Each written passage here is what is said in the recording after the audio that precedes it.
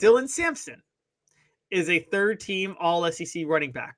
Well, let's go. I mean, do we want to go ahead and mention them all? Do we want to go ahead and get them all, or do we just Okay, so look, Cooper Mays and James Pearce are both first team. Okay. Dylan Sampson and Squirrel White are both third team All-SEC. Voted on by the preseason coach by the coaches for the preseason All-SEC yesterday. Game No Bueno posting. I love the media sleeping on dudes. Wait till you hear this. All right.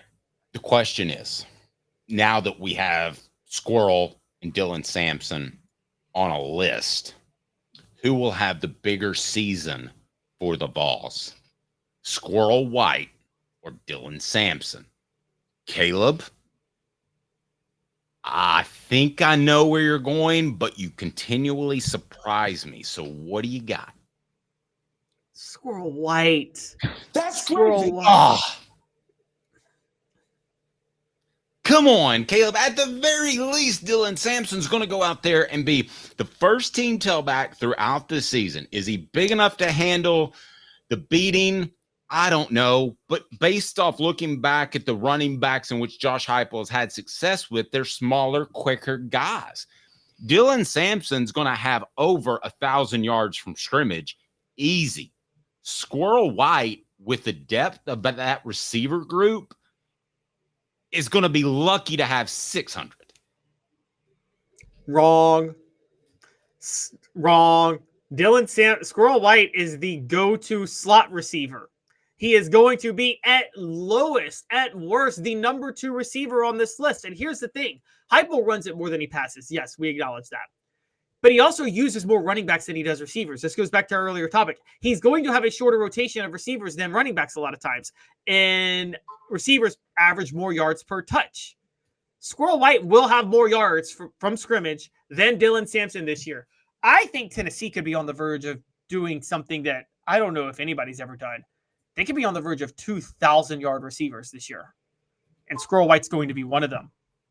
Dylan Sampson ain't getting 1,000 yards from scrimmage. I will bet you everything he doesn't get 1,000 yards from scrimmage. Okay, bet on. I would have rolled with you until Brazel showed up. And I would have said Squirrel White would be the Tennessee second leading receiver, but I just hear more and more about Brazel.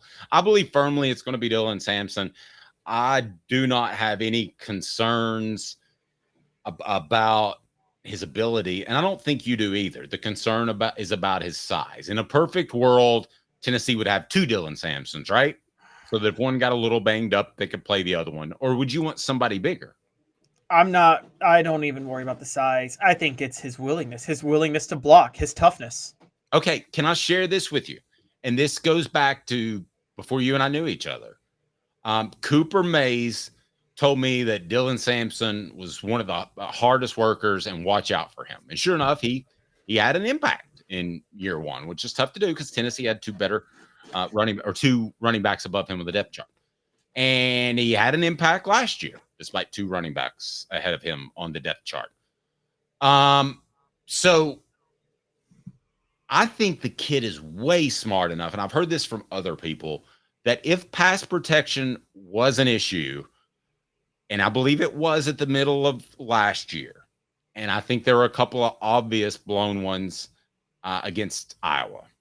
However, I believe that he's smart enough to know how to address that. Now, I'm going to tell you guys, and you don't want to hear this, but this is how Caleb can be 100% right. And it's what he's basing his opinion. Which usually happens. 50-50 at best. But it's willingness, and he's got to want to put a hat on somebody. Now, you know who else is in that same realm? It's Chaz Nimrod. He's put on about 15 pounds, but they're not going to get him on the field very much with the receivers they have if he's not physical and goes out there and blocks. Because Tennessee's receivers in this offense are asked to block. Not as much as they would be last year since they ran so many stupid wide receiver screens, but they will be asked to block. I think that Tennessee has told us they believe in Dylan Sampson's pass protection to the point that he's the man.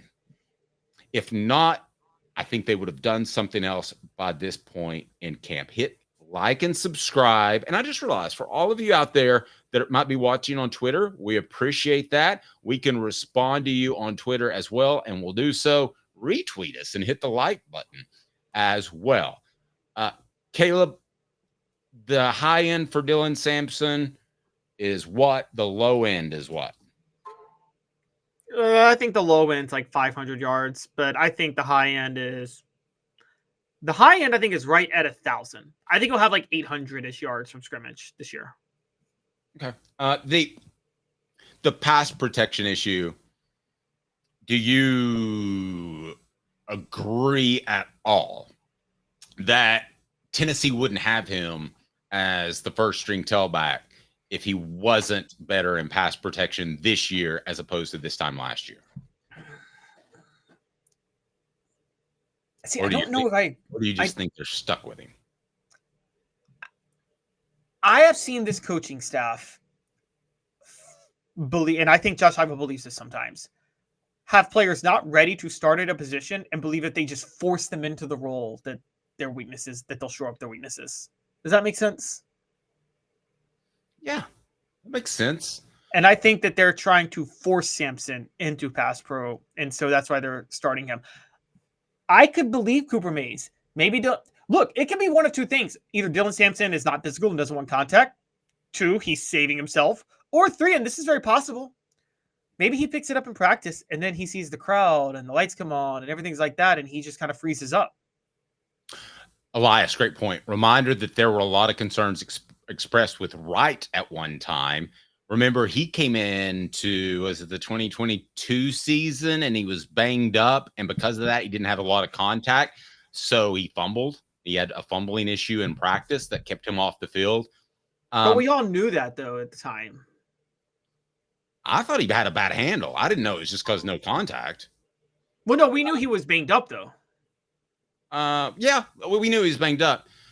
I'm who's first team All SEC at running back? Okay, first team, Jarquez Hunter at Auburn, Trevor Etienne at Georgia. I want to make this prediction. I'm not going to do it because I think Etienne is a lock at one of them, so that just gives me one spot available. I'm not going to pretend to know Jarquez Hunter as well as I do Tennessee's guys. But I will say this. I know the SEC well enough. I will go ahead and tell you that Dylan Sampson will be postseason second team All SEC at worst. You know, they have an all-purpose. Go ahead. So they do have okay. They have an all-purpose player. Yes. And so it could be that. I don't know if they're going to use him in return game at all or anything like that. But yeah, they do have an all-purpose player. Well, I want to make it simple. Just strictly as running back. He will be at least second team All SEC and might be first. I'll bet you that. I think that. How much are we betting? How much makes you nervous? Calhoun's. A steak dinner at Calhoun's on the river. I'll come down to Knoxville. No, we're gonna go to Asia Cafe. We're gonna go to Asia Cafe. That's okay, where fair enough. Kung Pao chicken, you can't beat that. I just get this feeling he's going to be really good, and I get this feeling that there's going to be different ways to use him. Let's face it. You would agree with this, right, Caleb? Dylan Sampson coming out of the backfield with the ball in space is about 100 times scarier than Jalen Wright catching the ball out in the flat in space. Would you agree with that? Yes. I agree with that. And by the way, that's no knock on Wright, because Jalen Wright's actually very, very good at that. But Dylan Sampson is with the ball in his hands, he's the best running back Tennessee's had since Alvin Kamara. Hey, Corey, you nailed it. Sampson, 1,200 rushing yards, 400 receiving, 12 total TDs, first team All SEC. How many yards do y'all think Tennessee's going to have this year in offense? Because I'm pretty darn high on them, but I think it's going to mostly come from passing. Well, I mean, there's only so many yards you can gain in a game. Yeah, we say that, but they're typically they do run the football a lot, and I don't think they have the backup yet. So I think he'll get more carries than he probably should. They don't run the football to get 1,200 yards, though. They run the football the way Bill Belichick used to run the football with New England. Oh, that's true. I guess I'll say 1,200 all-purpose yards. How about that? I'll take 1,200 instead of 1,600 all-purpose yards, and I'll take 10 touchdowns. So you give me an over-under on that for a dinner bet? Under. I'm going under on both. Okay, write that down. Right, because I mean, the bets are important. And This is safe, and everybody will remind us of it. Yes, that's true. All right, so I'm going over 1,000 yards, over 8 touchdowns. No, you said over 1,200. Over 1,200 all-purpose yards. Can you guys remember? Call Caleb out on this. Over 1,200 yards, 8 touchdowns or more. That's where I'm going. Wait, no, you said 10 touchdowns or more. 10 Dave's already trying to amend more. the bet on me, guys. You suck, you jackass. Maybe I do.